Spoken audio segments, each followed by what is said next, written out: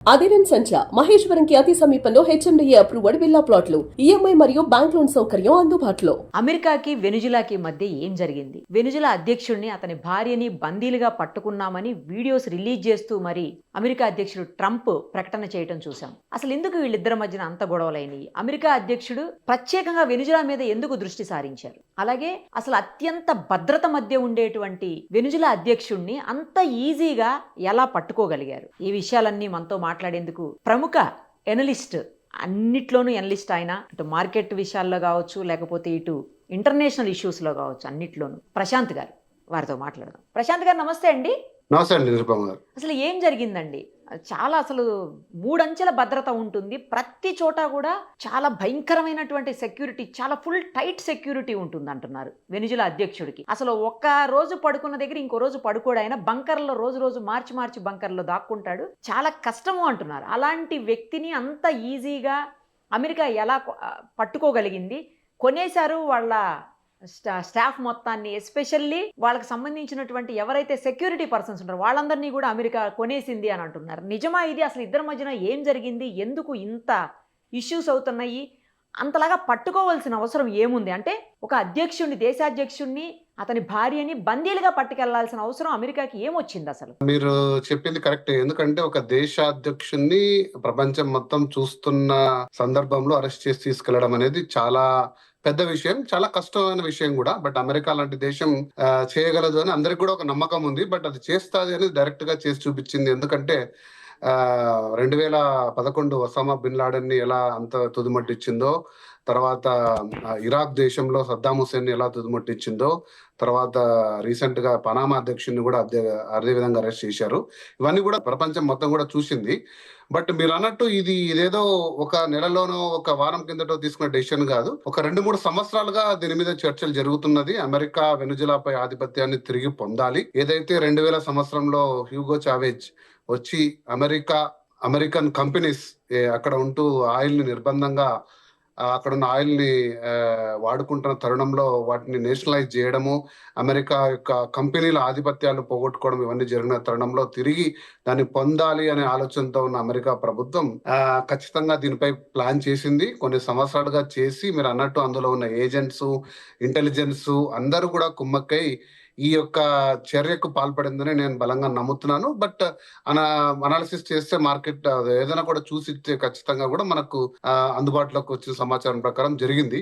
But ప్రపంచం మొత్తం కూడా అందరికీ తెలుసు అసలు ఏం జరిగింది అంటే, ఇప్పుడు ఫర్ ఎగ్జాంపుల్ మనం కూడా పుస్తకాల్లో చదువుకున్నాం. బ్రిటిష్ వారు 200 సంవత్సరాల క్రితం ఈస్ట్ ఇండియా పేరు చెప్పి భారతదేశానికి ఒక ట్రేడింగ్ అంటూ వచ్చి మన దేశంలో ఉన్న వనరులు, ప్రధానంగా ఆ రోజుల్లో కాటన్, మన దేశం వైపు సిల్క్, కాటన్, పెప్పర్ లాంటి స్పైసెస్, ఇలాంటి వాటి కోసం వచ్చి మొత్తం ఒక దేశాన్ని కాలనీగా మార్చేసి వారు మొత్తం ఆధిపత్యం చలాయించారు.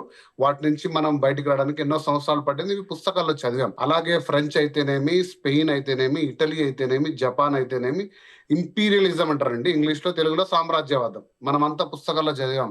వేరే వేరే దేశాలు వెళ్ళి వారి రిసోర్సెస్ ని, వారి మనుషుల్ని ఆక్రమించడం అనేది. బట్ ఈ రోజుల్లో, ఇప్పుడుండే తరుణంలో, ప్రపంచం మొత్తం కూడా బలంగా ఉన్న తరుణంలో అమెరికా ఇలాంటి ఒక సామ్రాజ్యవాద చర్య పోవడం అనేది ప్రపంచాన్ని నివ్వెరపరిచిందండి.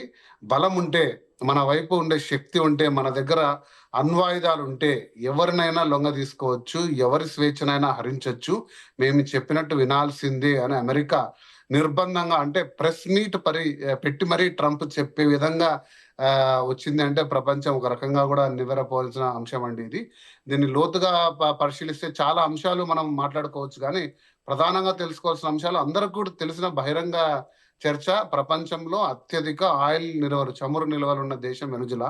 దాదాపు ప్రపంచానికి సరిపడా 17-18%, అంటే 1/5 వంతు ఒక చిన్న దేశంలో అన్ని నిల్వలు ఉండడం, వాటిని ఖచ్చితంగా కూడా వాటిపై కన్ను అమెరికాపై పడ్డం ఎన్నో ఏళ్లుగా జరిగింది ఇది. సో ఇప్పుడు అదేదో అంటారు చూసారా, చీకట్లో చేయడం కాదు, డైరెక్ట్ గా వచ్చేసి ఎదురుగా అధ్యక్షుడిని, ఏదో సిల్లీ కారణం గురించి మనం మాట్లాడుకోవడం అనవసరం. మీరు డ్రగ్స్ సప్లై చేస్తున్నారు, మీరు, మీ వైఫ్, మీ పిల్లలు ఇతర డ్రగ్ కార్టెల్స్ కలిపి మా దేశంపై డ్రగ్స్ సరఫరా చేశారని ఒక చిన్న కారణం చెప్పి అరెస్ట్ చేయడం జరిగింది. బట్ ప్రధాన కారణం, అమెరికాకి 2-3 ప్రధాన కారణాలు ఉన్నాయండి. ఫస్ట్ ఏంటంటే, ఆ కోల్పోయిన ఆధిపత్యాన్ని, ఆ చమురుపై ఆధిపత్యాన్ని వాళ్ళు తిరిగి పొందాలి. ఓకే. 2000 సంవత్సరం వరకు అమెరికన్ కంపెనీస్ అందులో ఆయిల్ ఎక్స్ట్రాక్ట్ చేసేటివి మళ్ళీ తిరిగి పొందాలి. ప్రపంచానికి కూడా ఒక మెసేజ్ అండి. అంటే ఎవరైనా సరే అమెరికా ఆధిపత్యానికి లొంగకుంటే, అంటే ఇటీవల ఇరాన్‌కి ఒక మెసేజ్ చెప్పింది.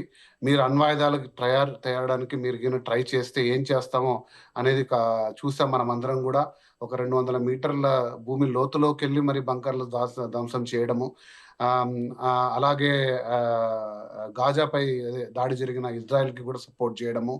సో, మనం చూస్తూనే ఉన్నాం. అలాగే బలంగా ఉన్న రష్యా ఈరోజు పక్క దేశమైన యుక్రెయిన్‌పై దాడి చేయడము. అంటే నేను అమెరికా ఒకటే అని చెప్పట్లేదండి. బలంగా ఉన్న ఏ దేశాలున్న అణ్వాయుధాలు పక్క దేశాలపై దాడి చేయడం, చైనా అయితే తైవాన్ పైన. ఇవన్నీ కూడా ఒక సామ్రాజ్యవాదం వైపు, అంటే ఒక 100 సంవత్సరాల క్రితం మరిచిపోయిన సామ్రాజ్యవాదాన్ని, అంటే ఫ్రెంచ్, ఇటాలియన్ సామ్రాజ్యవాదం అంటారు చూసారా? బ్రిటిష్ సామ్రాజ్యవాదం మళ్ళీ తిరిగి వస్తున్నాయా?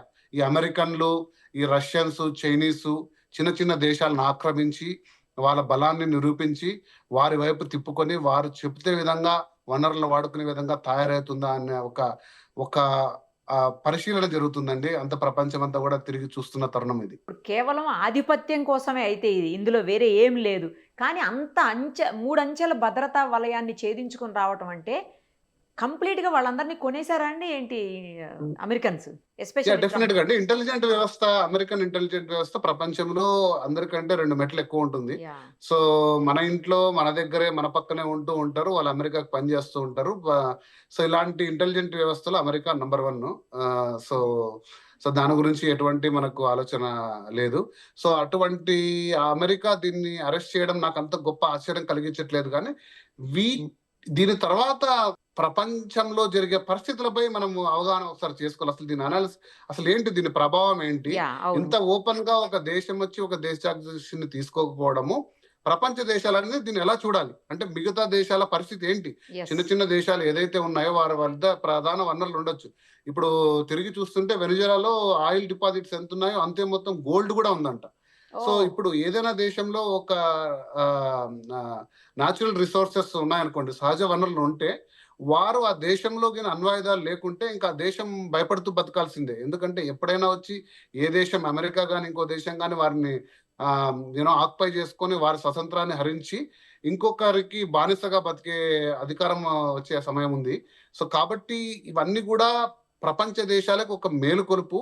వారందరూ కూడా, అంటే అంటారు కదా థర్డ్ వరల్డ్ కంట్రీస్ అనేసి, వీరందరూ కూడా ఈ ఆ, ఈ వీటిని సంఘటితం అయ్యి కలిసికట్టుగా ఎదుర్కోవాలి. ఏ దేశమైనా కూడా అలైన్స్ పెట్టుకోవాలండి. ఖచ్చితంగా కూడా ఇతర దేశాలతో సంబంధాలు మెరుగుపరుచుకొని ఇలాంటి ఆధిపత్యాన్ని వచ్చినప్పుడు, ఇప్పుడు నాటో గురించి మీకు తెలుసా అండి?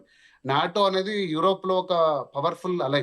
అంటే హిట్లర్ ఒకసారి ప్రపంచాన్ని మొత్తం వణికిస్తే, రెండో వరల్డ్ వార్ జరిగినప్పుడు, ఆ వరల్డ్ వార్ అయిన తర్వాత ప్రపంచ దేశాలన్నీ కూడా యూరోప్ లో ప్రధానంగా ఒక దేశంపై అటాక్ చేస్తే నాటోలో ఉన్న సభ్య దేశాలన్నిపై అటాక్ అనే విధంగా నాటో బలంగా ఒకటి ఫామ్ అయ్యి వాళ్ళందరినీ కూడా రక్షించుకుంటున్నాయి. ఇప్పుడు ఏదైతే రష్యా యుక్రెయిన్ మీద దాడి చేస్తుందో, యుక్రెయిన్ నాటోలో చేరడానికి వెళ్ళింది. మాకు ప్రొటెక్షన్ ఇవ్వండి, మాకు రష్యా మీద డామినేషన్ ఉందని, మీరు చేరొద్దు అని రష్యా ఈరోజు 3 ఏళ్లుగా పోరాటం చేస్తుంది. ఎందుకంటే నాటోలో ఒకసారి సభ్యత్వం తీసుకుంటే ఆ దేశం మీద దాడి జరిగితే ఇతర దేశాలన్నీ కూడా వచ్చి దాంట్లో పార్టిసిపేట్ చేస్తాయి. యాహ్! యాహ్! అలాగే మన ఇతర చిన్న దేశాలన్నీ కూడా సంఘటితమయ్యి ఒక ప్రధాన బలంగా ఎదగాలి. లేదంటే మనం ఈ సామ్రాజ్యవాదం వైపు, అంటే ఎప్పుడో మర్చిపోయిన సామ్రాజ్యవాదం తిరిగి మన కళ్ళకు కట్టగట్టుగా కనపడుతుంది. సో అమెరికన్ ఇంటెలిజెన్స్ FBI అనేది చాలా బలంగా ఉంది, మరొకసారి నిరూపితమైంది.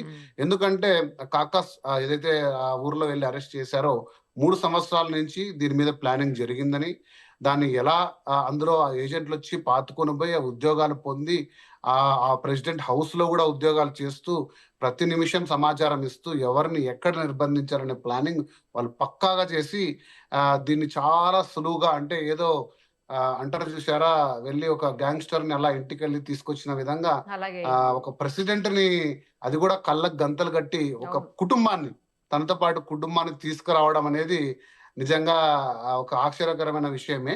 బట్ దీనివల్ల గ్లోబల్ ఇంప్లికేషన్స్ అనేది ఖచ్చితంగా ఉంటాయి. బట్ అమెరికా మరొక్కసారి కూడా బలపడుతుంది. అది ఏదైతే మేక్ అమెరికా గ్రేట్ అగైన్ అనే నిదానంతో 2025 మొత్తం మనకు షాక్లు ఇచ్చాడు ట్రంప్. ప్రపంచ దేశాలన్నిటికీ టారిఫ్లు అంటూ, అవును. H1B వీసాలు అంటూ, ఇల్లీగల్ ఇమిగ్రెంట్స్ అంటూ ప్రపంచాన్ని భయపెట్టిన ట్రంప్ ఇప్పుడు ఇంకొక అవతారం తీసుకొని ఈసారి అసలైన రూపంలోకి వచ్చాడు. దేశాధ్యక్షుల్నే తీసుకొని దేశాలను మొత్తం లొంగ తీసుకునే ఒక మోడ్ లో వచ్చాడు. అమెరికా గ్రేట్ అగైన్ అంటే అందరూ అమెరికాని ఒక గొప్ప దేశంగా తయారు చేస్తారనుకున్నాను, కానీ పూర్వపు సామ్రాజ్యవాదము ఇంపీరియలిజం వైపు తీసుకెస్తారని ఎవరు కూడా అనుకోలేదు. అవును. ఇది మనలాంటి దేశాలు, భారత్ లాంటి దేశాలు వీరికి మేలుకొలుపు. ఎందుకంటే మనం అమెరికాతో శత్రుత్వం చేయలేము, మిత్రుత్వం చేయలేము చేయలేము. అనేది మన పరిస్థితి Correct. అలా ఉంటది. కరెక్ట్. సో అమెరికాతో పాటు ప్రధానంగా ఎదుగుతున్న బ్రెజిల్ లాంటి దేశాలు కూడా, ఎందుకంటే వాళ్ళు దగ్గరగా ఉన్నారు. వాళ్ళు క్లియర్ గా చెప్పారు ట్రంప్ నిన్న, western hemisphere America western hemisphere లో ఏ దేశం ఆధిపత్యం మేము ఒప్పుకోము, అంటే సౌత్ అమెరికాలో ఉన్న దేశాలన్నీ కూడా మేము చెప్పినట్టు వినాలి, లేదంటే శాంక్షన్స్ ఉంటాయి, రెస్ట్రిక్షన్స్ ఉంటాయి, ఇంకా ఎదురిస్తే మీ దేశాధ్యక్షుల్ని, మీ దేశాన్ని మా ఆధీనంలోకి తీసుకుంటామని ప్రెస్ మీట్ పెట్టి డిఫెన్స్ మినిస్టర్, ఫారిన్ మినిస్టర్, తర్వాత అమెరికా అధ్యక్షుడు క్లియర్ గా ప్రపంచానికి ఒక వార్నింగ్ ఇచ్చాడు. సో మన దేశం కూడా అమెరికాతో ఒక సంబంధాన్ని ఆలోచించుకోవాల్సిన తరుణం ఉంది. మనం ఎటువైపు, ఎందుకంటే మనం ఒక పెద్ద ప్రజాస్వామ్య దేశం. మనము స్వేచ్ఛగా స్వతంత్రంగా ఉండే ప్రతి దేశంతో చేయి కలుపుతాం. సామ్రాజ్యవాదానికి మన దేశంలో చోటు లేదు, మన ఆలోచనలో కూడా చోటు లేదు. అందుకే మనకి ఇదంతా ఎందుకు ఇంత ఆశ్చర్యంగా చూస్తున్నామంటే, ఇది తప్పు కదా, ఇలా చేయకూడదు కదా అని ఎందుకు అంటున్నామంటే అది మన భావాలు అలా ఉన్నాయి. సో వీటన్నిటిని ప్రపంచం అంతా కూడా చూసి అమెరికాతో ఉన్న సంబంధాలు, తర్వాత టెక్నాలజీ ఎదగాలండి. అమెరికా ఈరోజు ఈ స్టేజ్కి వచ్చిందంటే వారి ఎగ్గొన్న అణ్వాయుధాలు కేవలం టెక్నాలజీతో తెచ్చుకున్నారు. మనం కూడా టెక్నాలజీ పెంచుకొని, మన సామర్థ్యాన్ని పెంచుకొని, మనల్ని మనం సొంతంగా కాపాడుకుంటే ఏ దేశాలు కూడా ఇటువంటి చర్యలకు పూనుకోవాలండి. కరెక్ట్ అండి. థ్యాంక్ యూ అండి. Thank you so much. Thank you అండి. సుమన్ టీవీలో మీ పర్సనల్ అండ్ బిజినెస్ ప్రమోషన్స్ కోసం కింది నెంబర్కి కాంటాక్ట్ చేయండి.